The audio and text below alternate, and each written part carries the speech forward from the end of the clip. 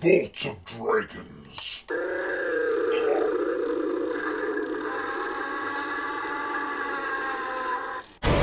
Join the team. Hey team, this is McGuire Review, and today we're going to take a look at a not-so-new game. I mean, it did come out a little bit ago, so it's not a brand new title. And it is called The Vault of Dragons, just Vault of Dragons actually, a game of fierce conflicts and hidden treasures. This comes from GaleForce Nine. It's 2 to 4 players, 90 minutes, and 14 plus on this one. You've got your D&D. This is a Dungeons & Dragons themed type game. All of this theming, as well as what you're going to see in the artwork, is going to go right along with the Dungeons & Dragons kind of Waterdeep setting, which is very, very cool setting. And this one also is obviously with Wizards of the Coast. Okay, Bear, if you could hold that for us, please. Thank you.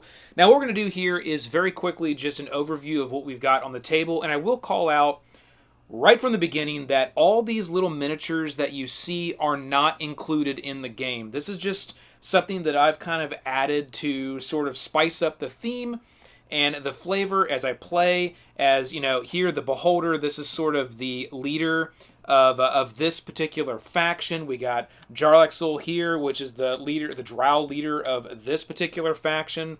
There are 4 different factions that are included in this game. We've got 2 of them out on the board today. And we will be doing some gameplay, some light gameplay, maybe a couple rounds just to give everybody a flavor for what's offered here.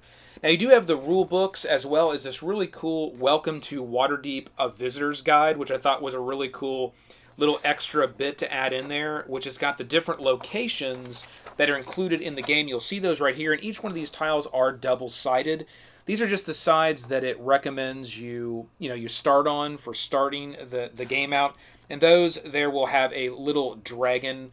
There's a little dragon icon that's up here. You'll see there on the tile. You want to start with all those face up. But again, as you play the game, you can kind of decide which version you're going to take. And there's all these different locations around Waterdeep there that you can visit. And it doesn't give any more information. It just kind of shows all the different areas that are possible to visit around the town of Waterdeep. That is really, really cool. I love this little thing here. And then on the back, there is just a sort of quick guide on how combat and fights work in this game.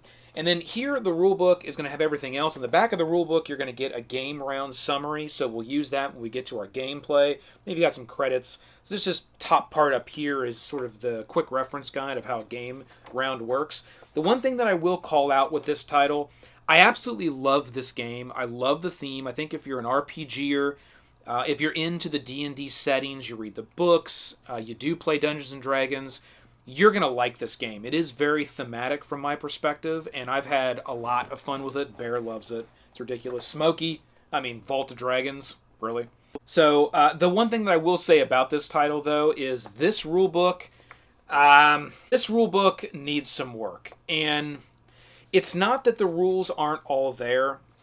All the rules are there. They're all laid out, but I believe the design of this rulebook, just in the way that it goes through the rules and it lays them out, has caused some confusion for folks. And I do find myself needing to go back to find just that right sentence or so that might be somewhere that you wouldn't expect it to be. And there is some words here in the way that they've kind of termed some of the things here in the book that is quite confusing. And you do have to kind of read it quite a few times and then play it out and then go back to the rules, be like, okay, that's what it means. So from a review perspective, the book needs some work. However, with that aside, I will have to say the game, once you get past the rule book, the game is really, really awesome. It's an absolutely fantastic game, and that's why I wanted to have some gameplay here just to show how cool it is. All right, from a component perspective, it's really simple. Again, all the miniatures, they're mine. I've added them in. They do not come with the game. So we've got our rumor tokens up here. The core mechanic of this game is really going to revolve around these rumors. You're going to want to get your hands on these rumors through going to these different locations and gaining them. They're going to help you add combat value. They're going to help you with moving the city guard around if you needed to do that. And the player with the most rumors, when you get to this pursue rumors phase of the game, you're going to be able to choose cards first. You're going to select a certain number of treasure and magic cards, which we have right up here. And these are like really cool little things you can get to kind of add on to, not really your character because you're playing a faction, but add on to your faction. And they're going to be items. Let's look at some treasures here. The Scroll of Fireball, the Potion of Heroism, the Dungeon Key, the Potion of Invisibility, just a straight magic item here, Scroll of Charm Person. So it's all those classic D&D type items that you can get, and usually treasures are one-time use type of things where you're just going to throw it out on your turn. It's going to help you in some way. Magic items are going to be things that that will sit out, and you will be able to kind of pull them back after the round resets. And they'll give you various passive abilities, like the ring of X-ray vision here, pretty cool. And the artwork on the cards, I think, is pretty awesome as well. It does come through really well with the theme, so they did a nice job with the artwork here. Play when you complete a dungeon to take one additional treasure. So, you know, you'll put that out while you're taking on a dungeon, and if you're able to complete that dungeon, you'll get an extra treasure at the end of the round that'll come back to your hand. So that's how magic items are going to work. That's another mechanic in this game, outside of the rumors, is you're going to want to get your hands on as many of these treasure and magic cards as possible as well. That's going to make your faction just that much more powerful. Okay? And you'll have to take that decision between, you know, if you're the character that has the most rumors when you get to the rumor resolve phase, do you go for those magic items and try to bulk up on those, or do you pick up some treasures as well? Now, you can also get magic cards and treasures as actions of locations as well as rewards from your dungeons. So we'll go right there. This game offers the availability to go to different types of locations around Waterdeep, and you can do different types of things there. Now, if you're the only faction that's on a card at the end, it's not contested, then you control that location, and right up here in the corner of these cards will be different symbols. You'll get gold, you'll get rumors, you'll get treasures, you'll be able to gain that reward. And then on the bottom here of each one of these cards is various different actions that you can take. And every faction will have 5 actions here, and over the course of the round, you will take action by action, player by player, and you'll be able to do different things, like move onto these locations, do the action of the location. You'll be able to combat and fight other factions if you're contested, which means you have more than one faction in one area. You may want to fight the city guard. I wouldn't always recommend that, but that may be necessary if you really want to take the action of a certain location and city guard has it locked down. You may move there and then fight the city guard. But they are a 6+ combat, which means they have a combat power of 6, and they do have one of these dice here, these casualty dice, which you will roll, and this will add to their combat power, and it will also take casualty away from you. Okay, we've got the Yawning Portal here, which is the only way that you can get to the Dragon's Vault, which is hidden right now. You have to acquire a certain number of secrets to be able to find the vault. You get to it through the Yawning Portal, and you can go through one of these 3 different like entrances, and this is also how you enter the dungeons. If you want to go to a dungeon, you would pay these different costs, and it's up to you. You can do any one of these entrances to get to the dungeon or the vault.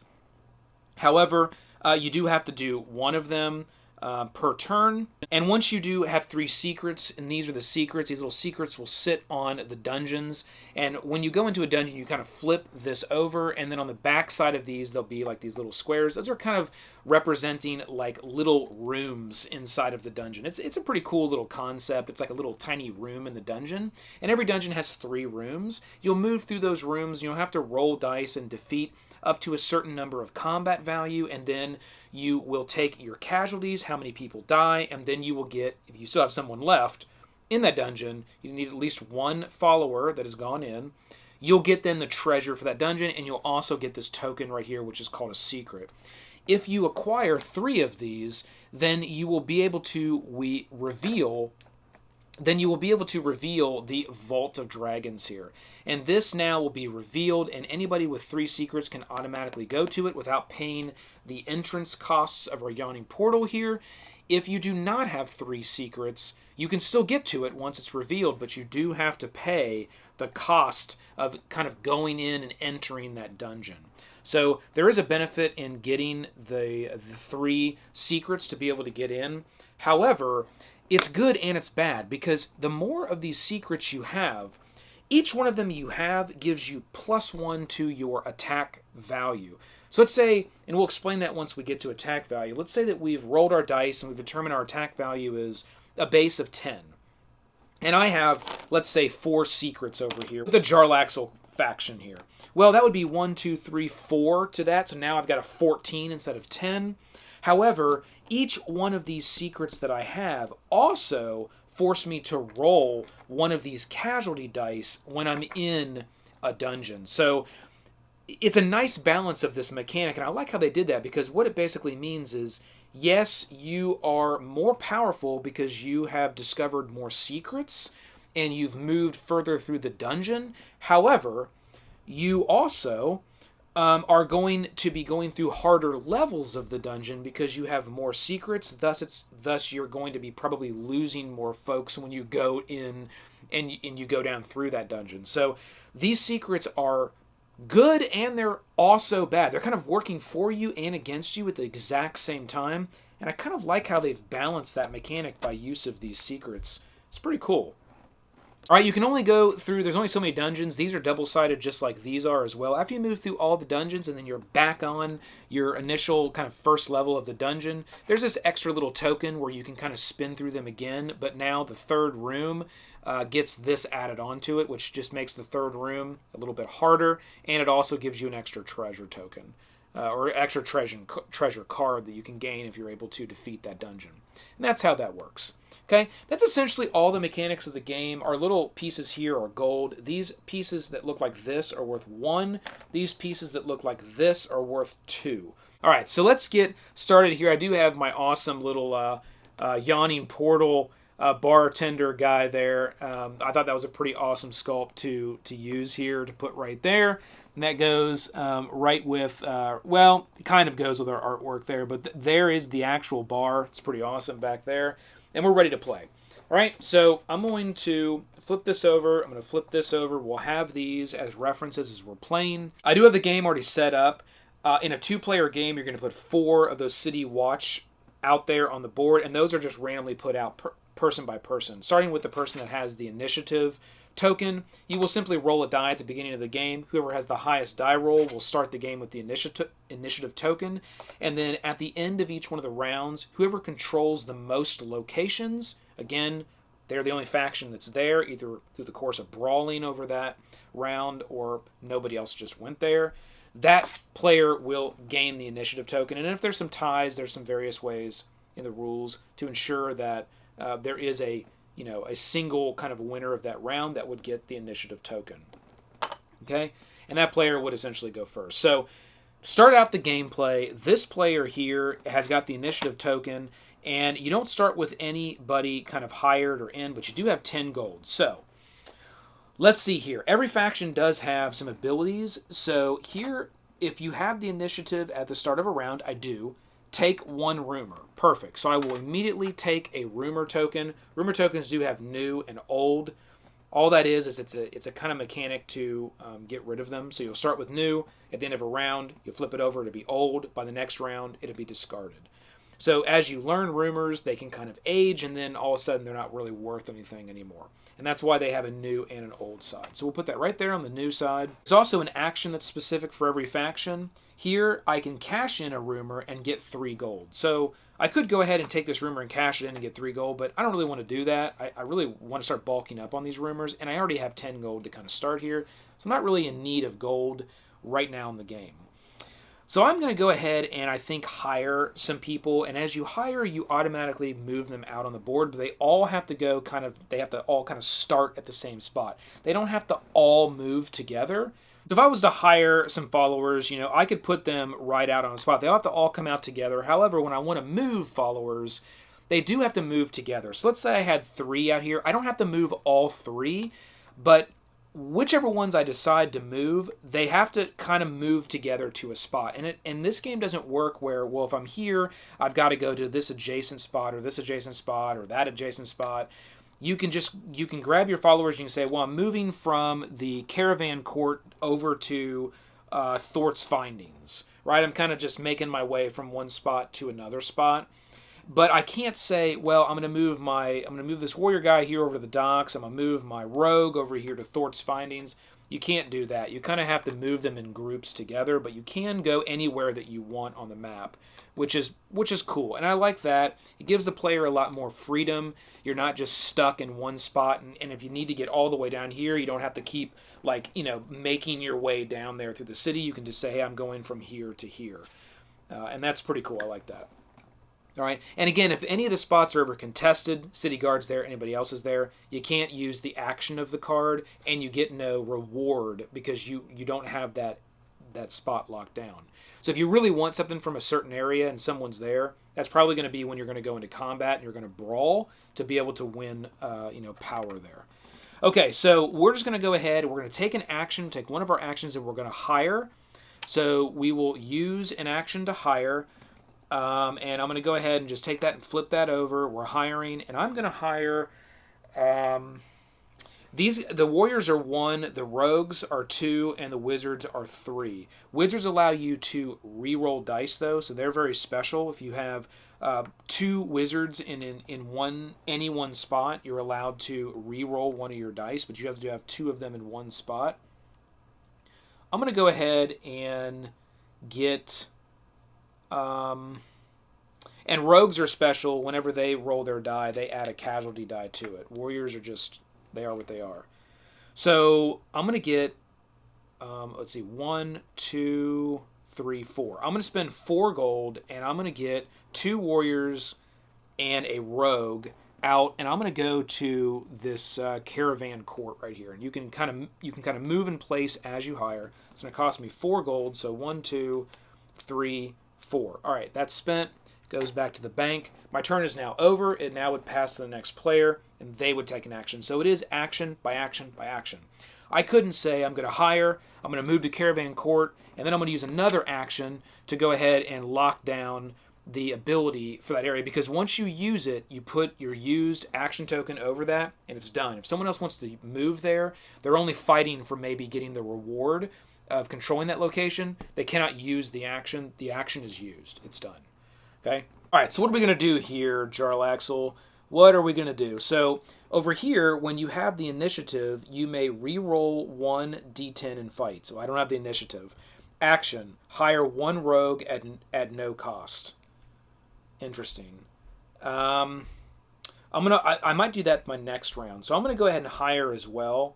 And I want to do some re-rolls. So I'm going to actually get I'm going to hire 2 wizards. That's going to cost me 6. So 2, 4, 6. I'm going to cash that in. And I'm bringing 2 wizards out. And I'm going to go ahead and use that action. Okay, I hired. I'm going to bring 2 wizards out. And I'm going to put those 2 wizards. I'm actually going to put those 2 wizards on this quest. I'm going to put them right there. Okay? That's what I'm going to do. So this one here is actually a quest that you can go on to get some rewards, and then you flip that tile once you're done with that quest. So that's what I'm going to do. That's going to be the end of my turn. It's going to be back here. Now, I can I have locked this location down. I control it right now. I can do 2 gold, or I can do a treasure, and I'm going to do that. I'm going to use an action, and I'm going to lock that down, and I'm going to actually take a treasure card. Now, these you would keep hidden from the other players. They don't know what you have, but for our example here, we're gonna put it right out so we can see what we got. And bear here, hold the rule book until we get to our next phases. All right, what did we get? We got the Potion of Mind Reading. Very nice. At the beginning of a round, remove from play to take the initiative. Okay, at the beginning of a round, I can remove from play, so I can cash this in to just take the initiative token. Ooh, that's a fairly powerful little item there. That's pretty sweet. And that goes right along with the beholder. Perfection. It's now this person's turn. What do I want to do? I am actually going to hire a rogue at no cost, and that will be my action. So I'm going to go ahead and lock that down here. That means that's done for this round, and I'm going to hire a rogue. It will cost me nothing. I'm going to put that rogue at this quest as well. And that's it. That was my action. I can't go on this until I'm ready. Now, we're back over here. Interesting. You know what? I am going to hire a wizard, which will be 3, and then I'm going to hire 2 warriors, which will be 2. Okay, so I'm really burning through this gold. However, I've got the ability to gain 3 gold with rumors, and I'm going to bring them all right in here because I feel like this player is going to really try to do that quest, and I'm going to try to slow them down on their next turn, so now they can't do it because it is contested. Okay, so we got that contested now. I'm going to flip this action to ensure that it's clear that I've used an action to be able to do that. Now it's this player's turn. So this player at this point says, hey, I really want to go on this quest, so I am going to first brawl you, and if you do win a brawl, there is kind of a free action that you can get if you are the winner. You will get to go ahead and take the action of the card. So it's kind of you get both of those things if you win the brawl in the contested area. So it's on. It's fight time. All right, it is Fight Club. So we are going to go in and we're going to use an action to go ahead and do a brawl. We're going to look to see what characters we have. Well, we have the wizards, and there's 2. So we will get that bonus of re-rolling a die, and we do have a rogue. So a rogue has the D4, and the wizard has the D12, and the rogue also gets one of the casualty dies. Whatever comes up on this with the skulls, that will add to the combat value. It will also be how many people I lose if I lose this battle. And then if I was to lose, I would have to move my characters to one of the spots away from where we are right now, okay? And that wouldn't be diagonal. It would just be one up, down, left, right, kind of from where I am currently, right? So those are the dice that I'm going to roll. There are no rumors, so I can't add any extra things. So I'm going to roll all these dice and see what I get, okay? And I got a 2, I got a 4, and I got that one. That one will stay, and now I will decide which one is going to be my combat die, or the value. I don't get to add everything together. I just get to add on this, and I get to add on secrets. I'm sorry, secrets don't add on when you're doing the quests and the brawls. It only adds on when you're doing the dungeons. I get to add on this, and I get to add on rumors. So because I have the 2 because I have the 2 wizards, I'm going to re-roll my D12 and try to get a better result. Oh, 3, perfect. Okay, so not a great combat score here. So I got a 3, 4. That's my combat score. This player here is defending with 1 D12 and 1 of the D10s. And I don't get to re-roll anything. I don't have any of those, but I do have a rumor, so that will be able to give me a +1. So I'll go ahead and roll that. Double 4s. However, it doesn't matter because that's enough to beat. No, it's not. Okay, so this is interesting. I got 4, and I got 4 over here as well. So it's a tie. In the cases of ties, the attacker wins. However, there's nothing more that Jarlaxle's faction can do here because there's no other extra bonus modifiers, which means if I want to win this battle and not lose, then I should probably cash this rumor in that I got and add +1 to my attack value, giving me 5 so I don't lose. And that's exactly what I'm going to do. So I'm going to cash that in, and I have 5. And now I have not lost the battle. Jarlaxle has lost the battle, which means I don't have any casualty dice that I rolled, so he won't lose any people, and then he'll be able to grab his people here, and he'll be able to move them over, and it probably makes sense to go down here to the Blackstaff Tower, as all of these other areas already have people on them, and they're contested. So I was the winner there, so I was able to stay. That was pretty awesome. I didn't have to use an action. That was just an action that was used because this person attacked. They were going to go and try to get that ability. It didn't work out for them. Didn't work. Okay. All right, so that will go back, and these will go back here. And now it is this person's turn. So I'm going to go ahead and use an action. You don't lock down quests, so I wouldn't put that there because it can be attempted as many times as you want until you complete that request or that quest, and then it's flipped. So I'll just put it right here. It says that I'm going to go for this quest, the Fetch quest. All right, looks pretty awesome. It does look like I will have to take a casualty die. It is +8 combat value to be able to get the rumor and the treasure chest, and the whole quest has to be completed before it can be flipped. But I only have to get 5 or greater to be able to get a rumor. Okay, so I have the warriors. I'm going to take my D10. I have my wizard. I'm going to take my D12. And that's all I have. I don't have any rumors. I can't give myself any extra bonuses there. I don't have anything else. This is it. Like I got to have good rolls on this, and that's pretty much all I got working for me right now. Okay, I got an 8, sweet, and a 1. So I am going to naturally select the 8 as my combat die, which does allow me to defeat this quest. It is an 8 or better. However, before I do that, I need to roll one of the casualty dice, and this is how many people die as they went on this quest. Whew, got lucky, nothing. Everybody made it. I get a rumor token.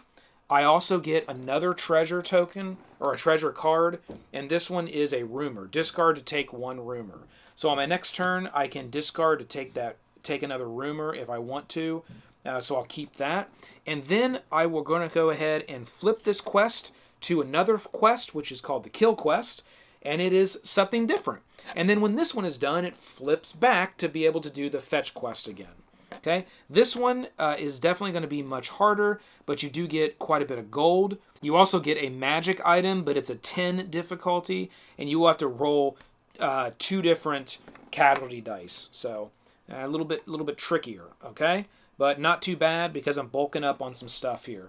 Okay, awesome. Now it's back to this player's turn, and I think what we're going to do is we're going to get a couple rogues out there. I'm going to, you know what? No, I'm going to get 4. I'm going to get 4 warriors out there. I'm going to spend all my gold, 4 gold, cash it in, and I'm going to get 4 warriors out there, and I'm going to put them.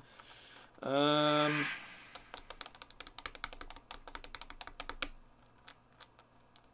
going to put them right here in Thort's Findings, try to lock that area down.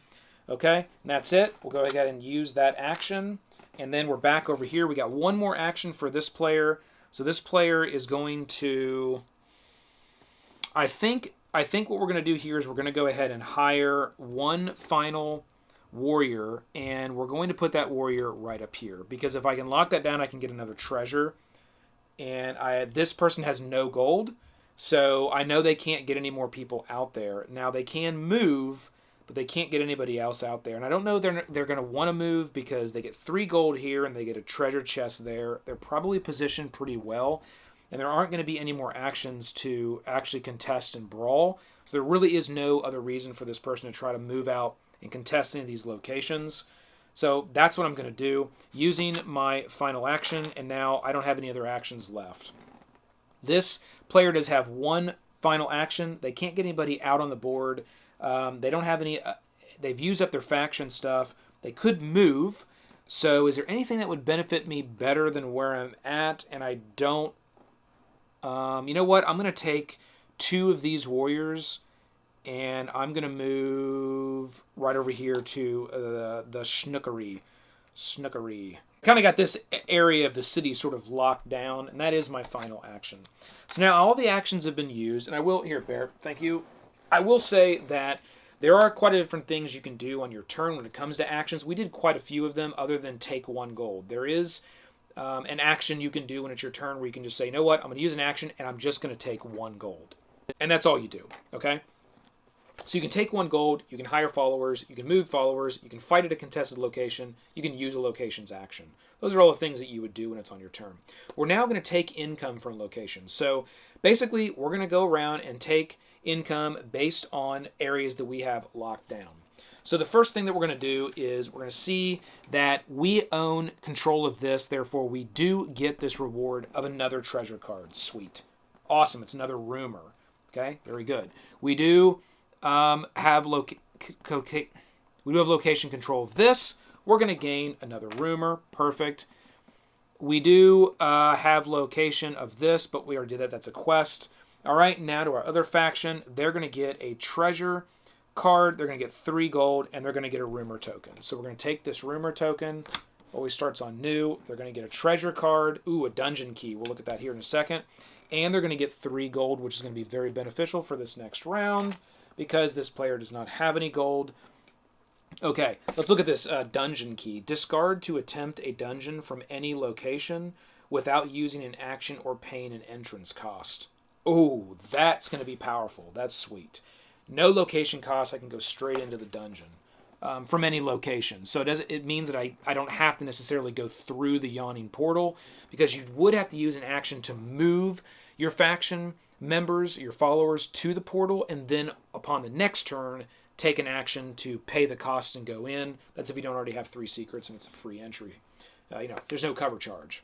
Okay, next thing we're going to do is we're going to follow our rumors, and then we're going to refresh and reset for the next round. So when you follow rumors, you're essentially going to, for a 2-player game, you're going to bring out 2 treasure cards, and you're going to bring out 1 magic card. And then the player with the most rumors, new or old, is going to then get to choose first, and then it will kind of go around the table based on order of how many rumors you have. If there's ever a tie, it's whoever has the most newest rumors. So in this case, our faction over here has 2 rumors. This faction has 1. This player will get to choose first, and I'm actually going to go for that magic card because it's 2 treasures and 1 magic card. Let's see what we got. Ooh, a secret. Remove from play to take a secret. Awesome. Just an automatic secret. You can just cash that in and get a secret. Very sweet. Okay. Getting some good stuff over here with this faction. Really bulking up. Now this player will be able to choose amongst what's left. I'm just going to go with that one. We got to scroll a teleport. On your turn, discard to take a move action without using an action. All right. So we'll put that down there. And then this card is just, you can stick it at the bottom of the deck or discard it, whatever you want to do. I'll put it there at the bottom of the deck. It wasn't used. Okay, now we're going to reset, which basically means we're going to pull back all of our actions that we used. We're going to reset all of our action tokens, make sure we've got all those back and all of them reset. Put everything back like this. Your hired followers will stay out on the board. You then are going to age your rumors. Now, we actually picked up rumors. You're not going to age rumors that are brand new that you just kind of gained and picked up. You're going to age the ones that you already had. So we're going to age that rumor. And this one's not going to age because that was something that we actually gained right then through a treasure that we picked up. So you do want to kind of watch those so you're not getting kind of double dinged on like a brand new rumor comes in and then you immediately age it. You really haven't even kind of used it yet. So that rumor, it was brand new. It's not going to age. If any of these city guard were taken on and we had a contest, we had a brawl with them, and we won, it would have flipped over and it would have went to this regrouping, and then they would have kind of moved away. However, we are going to kind of reset all the city guards. And one other thing I will mention, which I did not actually do correct in that first round, whenever there's a brawl, the city guard will actually move into that area whenever there's a brawl, or they'll move closer to the area wherever there was a brawl. So we actually should have moved the city guard in there as well, and they would have also been part of the brawl. So we did that kind of incorrectly, but that's how that would have worked. Okay, and now we'll be ready for the next round. So let's say, to kind of speed up our gameplay demo here, we wanted to go into one of these dungeons. And let's say one of these players on their turn wanted, they had grabbed a group of followers, let's say these followers right here, and they had moved to the yawning portal and used an action, and then they had paid 3, let's just say they had used one of their magic cards, because you can cash that in to enter through the cellar door into the dungeon. Let's say a magic card was cashed in as payment. That would be another action. And they've now entered this dungeon right here, which is, let's say, level 1 dungeon. We're going to flip that secret over. We're going to see that there are 3 rooms in the dungeon. The third one is printed right on the tile there. And then there are 2 more rooms here. We're going to put that down, and it's going to show us that we are going to have to beat 13 to be able to beat the dungeon, or we can just get 7 or better. We won't get the secret, but we'll get a bunch of gold. We will take it to casualty die. So there is going to be a D10 we're going to roll, and we're also going to roll that D12. We would roll it. We do have 2 rumors, so we could cash those in for extra. We don't have any secrets at this point, so we wouldn't get anything else. And let's say that, you know, on our turn we had used these treasure cards and cashed those in as well, gaining ourselves a couple more new rumors. So now we have quite a few rumors. 3 new ones and 1 old one. So we're going to go ahead and we're going to roll and see what we got. We got an 8 and we got an 8. So if you ever crit, you can actually add one of these to your roll, but we didn't crit, and they're both 8, so it doesn't really matter. So our combat value is 8, which means it takes us all the way through the second room, doesn't beat it. Let's see. We need 5 more, and we only have 1, 2, 3, 4 if we cashed in all of them. So we don't have enough to actually beat this dungeon. However, we can go all the way to the second room, and we'll go ahead and we'll do that. So that'd give us 2 gold. Well, the first thing we're going to have to do is take that casualty, see if anybody's left to be able to haul that loot away. And it gives us the 1 there. So one of our followers has to be killed. We're going to take out, and they just go back to your pool. We'll take out one of our warriors, and these guys would be now coming out of the dungeon, and you would place them back on the yawning portal. I would not get the secret, so the secret would actually go to the bottom of the stack, and we then would take this. We would actually, well, let me see what my reward is before I do that. So I do get 1, 2 gold, and then the second one I get 1 D4 worth of gold. So, oh, nice, I get 4 gold. So we'll take this, and I got a bunch of gold. We're then going to put this on the bottom. We're then going to flip this over to its next dungeon side, and then it's going to go here on the bottom of the dungeon. Now we have a dungeon, this other part of the dungeon that has come up. Looks pretty cool. Looks like there's some beholders and some spider webs that are going to be on that one. And then we will take a new secret, and we will place that secret right there, waiting for the next person to dive into that dungeon. So you can see dungeons are pretty deadly, and they are difficult to be able to complete. That's why you really want to take them on once you start to get weapons and magic cards that will add to your combat value, or you have a bunch of rumors you can cash in, or you have, these bigger dice where you can get higher totals. Rolling the crit is always going to help, obviously, but you can see there we weren't able to gain that secret. All right, team, that's Vault of Dragons. Great game. If you like RPGs, you like dungeon crawls, you are into the Dungeons & Dragons universe, you know anything about Waterdeep, you're going to love this game. It's got great theme, great mechanics. It's a lot of fun. It's an easy flowing game.